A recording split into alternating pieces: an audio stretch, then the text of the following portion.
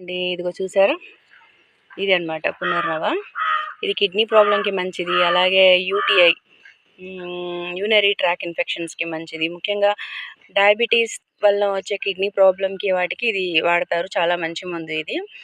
Juice తీసుకొని తాగొచ్చు, కానీ రాగా జ్యూస్ చేసి తాగే కంటే ఇది పప్పులాగా వారానికి ఒక 3 సార్లు అట్లాగా ఫుడ్లో లైక్ పప్పు కానీ పప్పులోకి వేసుకోవడం కానీ ఆకుని, లేదా చట్నీ చేసుకోవచ్చు, పచ్చడి చేసుకోవచ్చు దీంతో.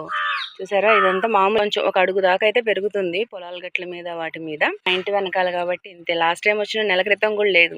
ఈలోపు వర్షాలు పడ్డాయి కదా, వెంటనే ఆ తేమకు వచ్చేస్తాయి అనమాట, ఆ తడి నేలలకు వచ్చేస్తుంది అనమాట. చూడండి ఇది. ఇందులో అయితే సి విటమిన్ బాగా పుష్కలంగా ఉంటుంది, అలానే ఐరన్ ఇలాంటి కంటెంట్ కూడా బాగుంటుంది. ఎక్కువైతే ఇందులో ఉండేది సి విటమిన్. అలాగే ఇది డయాబెటీస్కి మంచిది, ఇంకా లివర్ ప్రాబ్లంకి కూడా ఇది చాలా మంచిది. ఇది రెగ్యులర్గా తీసుకుంటూ ఉంటే మాత్రం, ముఖ్యంగా క్రియాటినైన్కి అయితే మాత్రం ఇది చాలా మంచిది. క్రియాటినైన్ తగ్గిస్తుంది ఇది. చూడండి క్లియర్గా.